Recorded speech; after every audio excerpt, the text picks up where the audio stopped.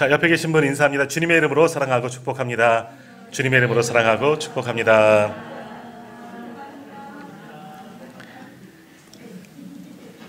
네, 거북이하고 사자하고 달리기 시합을 했습니다. 사자가 잘 달리죠. 성큼성큼 앞으로 막 뛰어가고요. 거북이는 엉금엉금 당연히 기어갑니다. 사자가 딱 뛰다가 뒤를 보니까 저 뒤에서 거북이가 엉금엉금 걸어오고 있죠. 못마땅해서 계속 쳐다보고 있다 가까이 오자 이렇게 이야기하는 거예요. 야, 거북아, 너 그게 뛰는 거냐, 걷는 거냐, 기는 거냐? 아, 그 볼품없는 집은 왜 등에 지고 다니냐? 벗어버려라. 야, 그리고 그 다리, 그것도 다리라고 달고 다니냐? 그 다리도 갖다 버려라. 굴러다녀라. 이렇게 막 계속 핀잔을 주고 놀리는 거예요. 뛰다가 뒤돌아보고 오면 또 놀리고 계속해서 이렇게 목적지를 향해서 가는 겁니다. 거북이는 사자가 계속 옆에서 놀리는데도 꾹 참고 그냥 가는 거예요. 묵묵히 엉금엉금 목적지를 향해서 한 발 한 발 갑니다. 자, 이제 먼저 사자가 목적지에 도착했어요. 사자가 이겼어요, 당연히. 나중에 한참 지나서 거북이가 이렇게 도착해서 보니까 사자도 먼 길을 오느라 땀을 이렇게 흘리면서 이렇게 땀을 닦고 이렇게 쉬고 있는 거예요. 그걸 보고 거북이가 뭐라 그랬게요? 야, 이 미친놈아, 더워 죽겠는데 네 머리 좀 묶어라. 아이, 참. 하하하하하. 네. 자, 누구에게나 다 단점이 보입니다. 한참 생각하고 집에 가서 또 웃어요. 또 땀나 진짜. 누구나 보면요, 다 단점이 다 보이는 겁니다. 다 보여요. 근데 문제는 뭐예요? 다른 사람의 단점은 잘 보입니다. 그죠? 사자도 아주 멋있는 것 같지만 더울 땐 머리를 묶어야 되는데 안 묶고 다니면 이상해 보이는 겁니다. 다른 사람의 허물은 너무 잘 보이는데 문제는 뭐죠? 내 허물은 내가 보지를 못한다 하는 겁니다. 그래서 상대방의 입장에서 한번 생각해보고 그 사람이 왜 그랬을까? 왜 그럴까? 한번 생각해보는 것도 참 우리에게도 필요합니다. 우리가 다른 사람의 허물을 보고 부족함을 보고 지적하는 것, 이건 좋은 의미라고 생각하죠. 이건 충고야. 저 사람 잘 되라고 그러는 거야 라고 말할 수 있지만, 그죠? 어떤 때는 때로는 그 사람 그 있는 모습 그대로를 바라보는 것도 우리가 참 좋은 인간관계를 맺기 위해서 필요합니다. 거북이, 조금 전에 거북이 이야기했지만 거북이 얼마나 힘들게 했어요. 무거운 집 메고 다니고 벗을 수도 없잖아요. 그런데 더군다나 다리도 짧은데 얼마나 힘들겠습니까? 그럼 인정해줘야지. 야, 얼마나 힘들겠니? 너는 그 무거운 집 지고 다니라고 얼마나 고생이 많니? 다리도 짧은데 내가 좀 도와줄까? 이런 마음. 사자를 보면서 얘 내가 머리 좀 묶어줄까? 그런 마음들. 서로의 그 있는 모습도 칭찬하고 그 모습 그대로 하나님께서 만들어 주셨으니까 그 모습을 서로 인정하는 것도 오늘 우리들에게 필요하다라는 겁니다. 자, 마태복음 5장에서 7장까지의 말씀을 뭐라고 부르죠?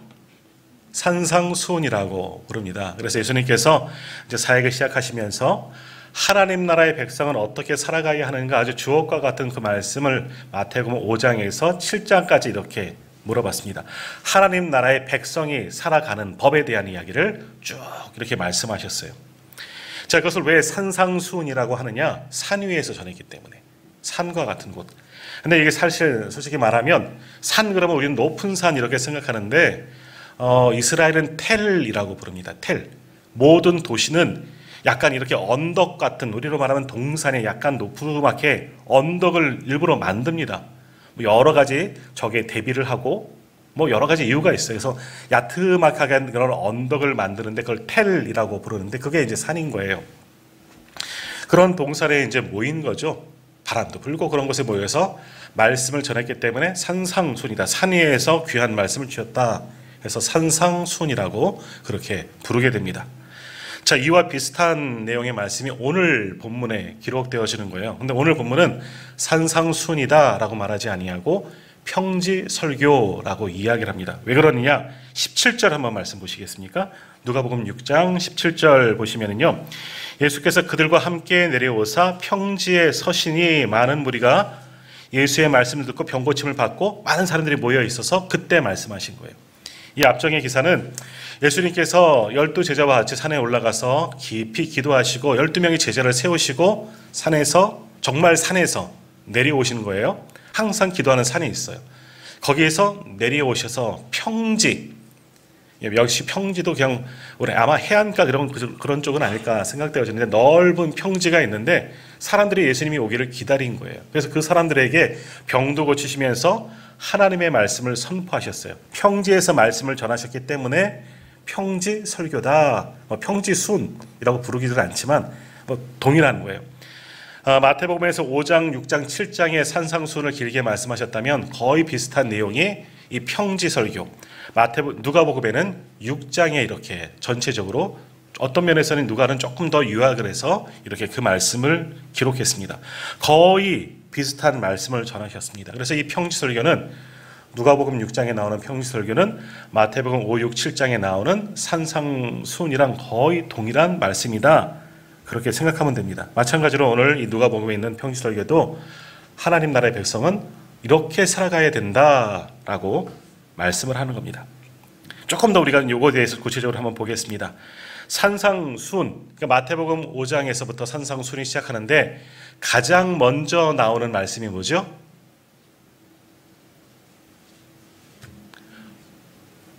복 있는 자에 대해서 나오죠. 복에 대해서. 그걸 뭐라 그래요? 8가지 복에 대한 이야기가 나와서 뭐라 그러죠? 팔복이라고 해요.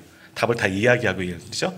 팔복에 대해서 쭉 먼저 이야기를 하시는 겁니다. 그리고 그 이외에도 여러 가지 말씀하십니다. 평지 설교도 마찬가지예요. 20절 이하의 말씀을 보면 예수님도 복에 대한 이야기를 해요. 근데 마태복음에서는 8가지 복을 말씀하셨지만 누가복음에서는 4개의 복만은 얘기하고 내용은 비슷한 것 같지만 조금은 더 달라요. 왜냐하면 마태복음을 기록한 마태가 본 관점과 누가복음을 기록한 누가가 본 관점이 조금은 틀리기 때문에 똑같은 말씀을 받지만 더 관점을 가고 더 중심적인 것들을 마태복음에 누가복음에 각각 기록했기 때문에 틀린 게 아니에요. 다른 게 아니에요. 비슷한 똑같은 말씀이지만 기록하는 저자에 의해서 약간 다르게 기록되어졌다. 그렇게 생각하시면 됩니다. 아무튼 누가복음에서는 8가지의 복이 아닌 4가지의 복을 예수님께서 말씀하시고 복만 말씀하셨느냐?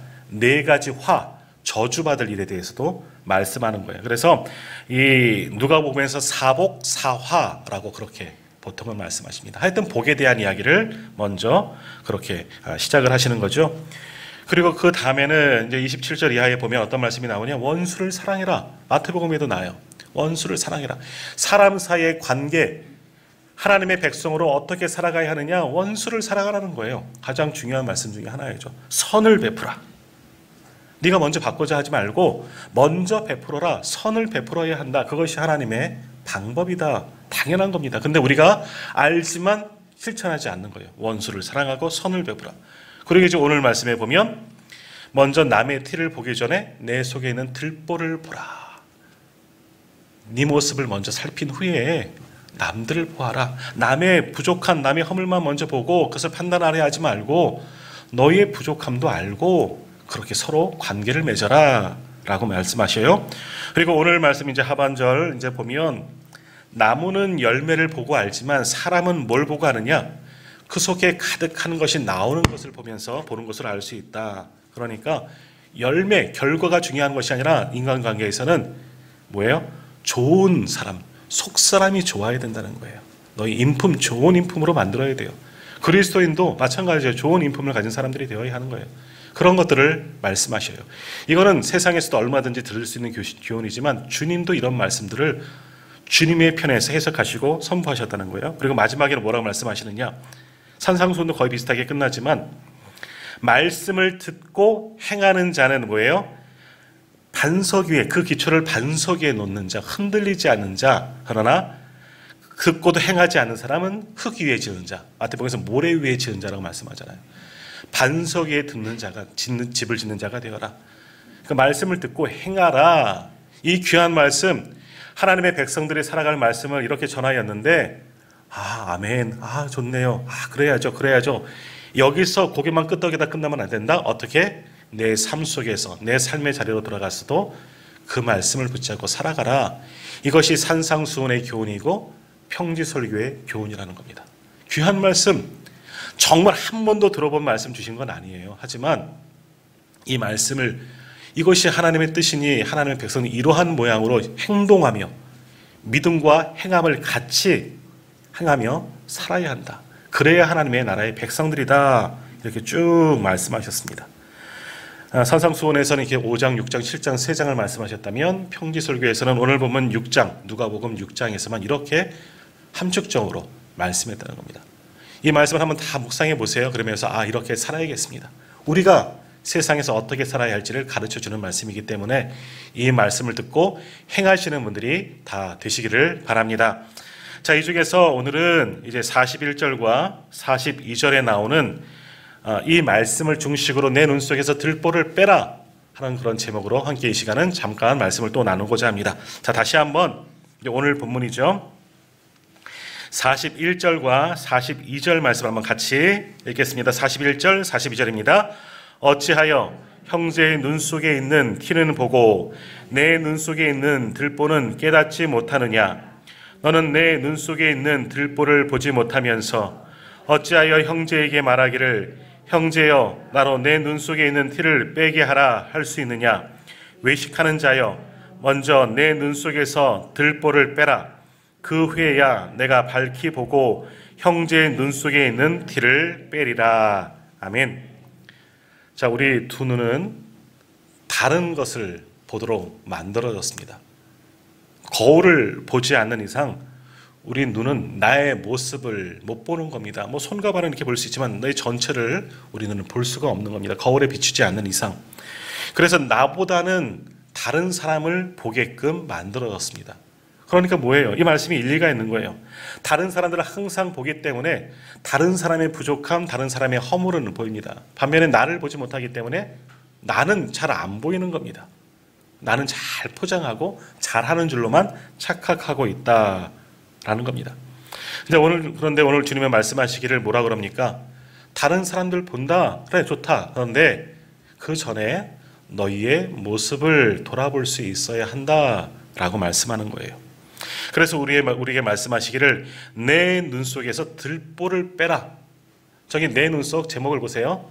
너의 눈 속에서 들보를 빼라 말씀하는 거예요. 그러니까 또 이걸 적용하죠. 내 눈 속에 당신의 눈 속에서 들보를 빼라. 또 다른 사람을 지적하는 경우가 있는데 아니에요. 주님이 우리에게 말씀하는 거예요. 주님이 나에게 너의 눈 속에, 그러니까 나의 눈 속에 있는 들보를 먼저 빼라는 겁니다. 그래야지 눈이 맑아져서 다른 사람들을, 다른 것들을 볼 수가 있다는 겁니다. 다른 사람의 눈 속에 들보가 들었나 흠이 들었나 허물만 보지 말고 먼저 뭘 봐라? 나를 봐라. 나를 봐라. 나를 돌아볼 수 있어야 한다. 우리에게 주님이 말씀하는 겁니다. 근데 우리가 이 말씀을 참 잘못 사용하는 경우가 많습니다. 내 눈 속에서 들보를 빼라 해서 다른 사람을 막 쳐다봐요. 다른 모습들을, 다른 사람들의 모습만 판단하고 비난하는 경우가 참 많이 있습니다.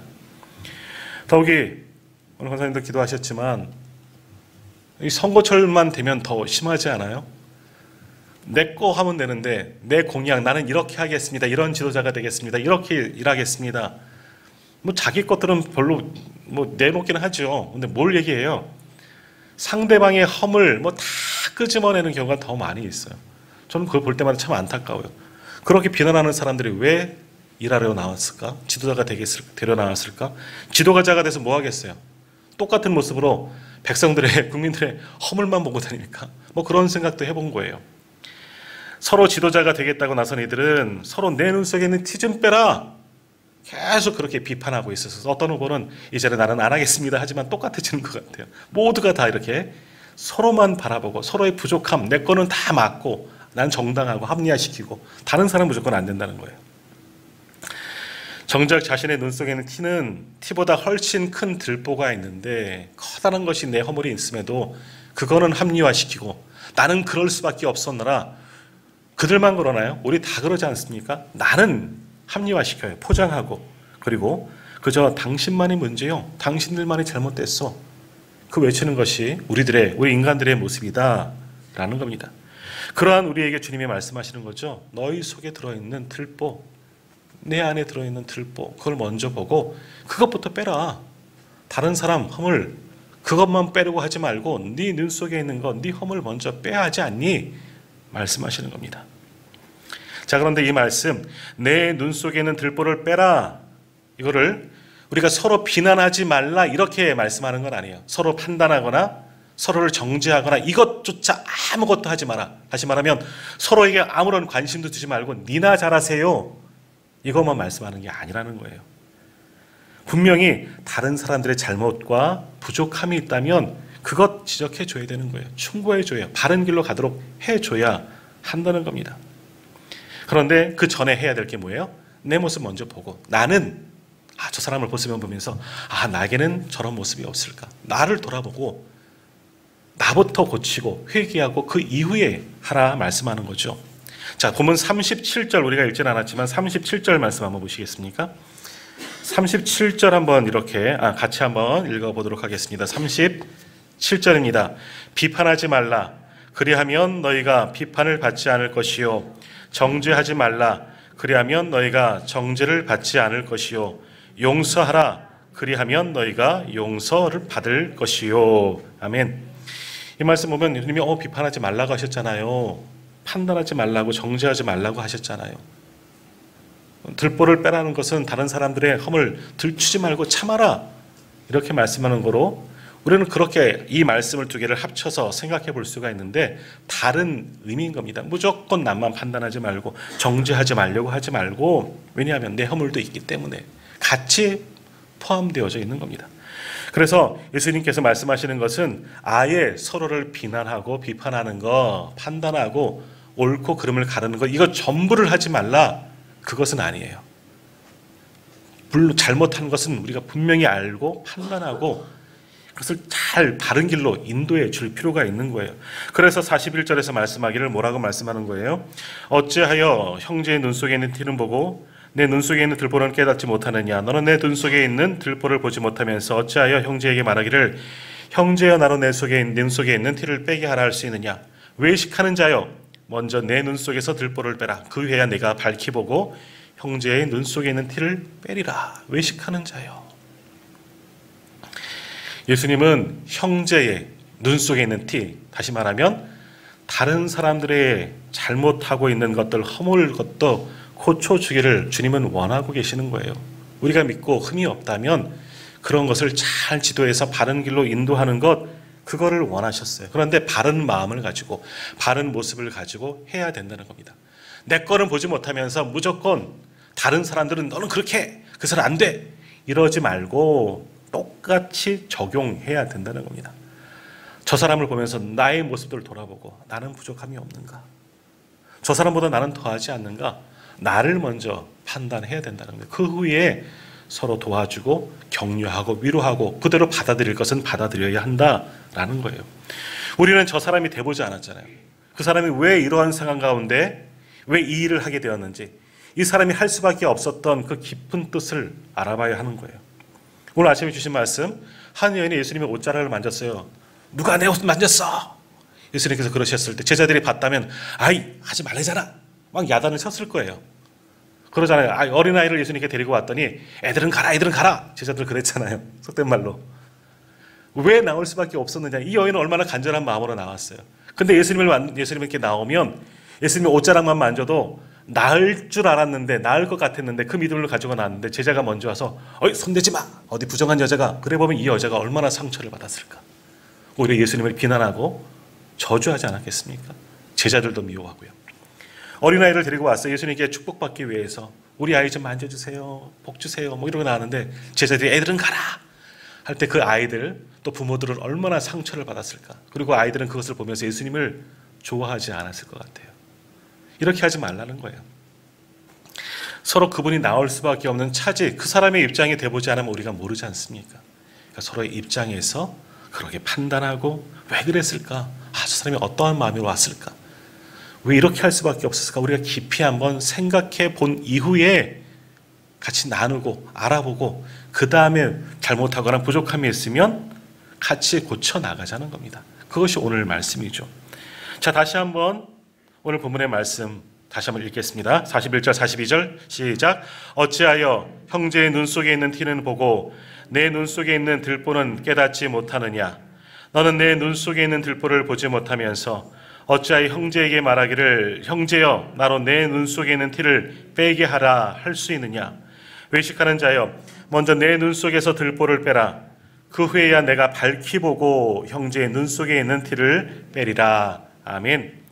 그러니까 비판 자체를 아예 하지 말고 교만하게 하지 말라는 겁니다. 겸손하게 하라는 겁니다. 나도 허물이 있는데 그것은 아닌 것처럼 그렇게 생각하고 나는 아무 잘못 없는 것 생각하는 것, 그것 자체가 문제이다. 그것을 먼저 깨달아야 한다. 그런데 어때요? 우리는 다른 사람의 것은 너무 잘 보여. 너무 잘 보이기 때문에 나는 보지 못하고, 다른 사람들의 티, 그 작은 티 너무나 잘 보이기 때문에 그걸 고치려고 잡아줘요.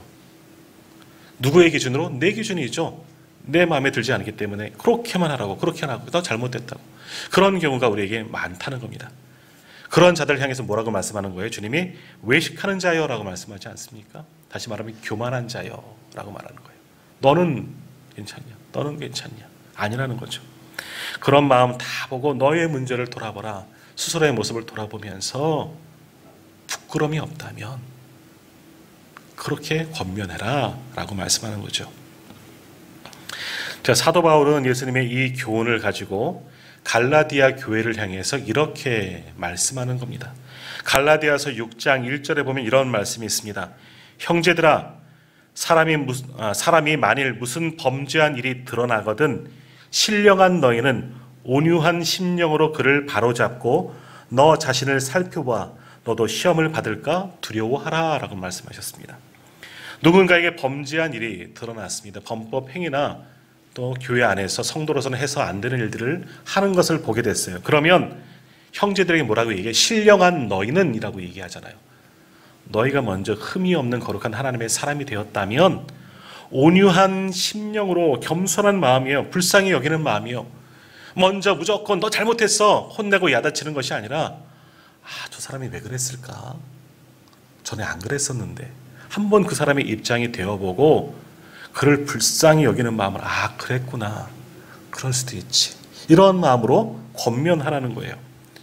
그 사람이 이제 그 잘못한 거 알지 못하고 부지 중에 연약하여 깨닫지 못하여서 또는 실수로 했다면 그 사람의 상을 잘 보고 불쌍히 여기는 마음으로 격려하고 바른 길로 지도하라는 겁니다.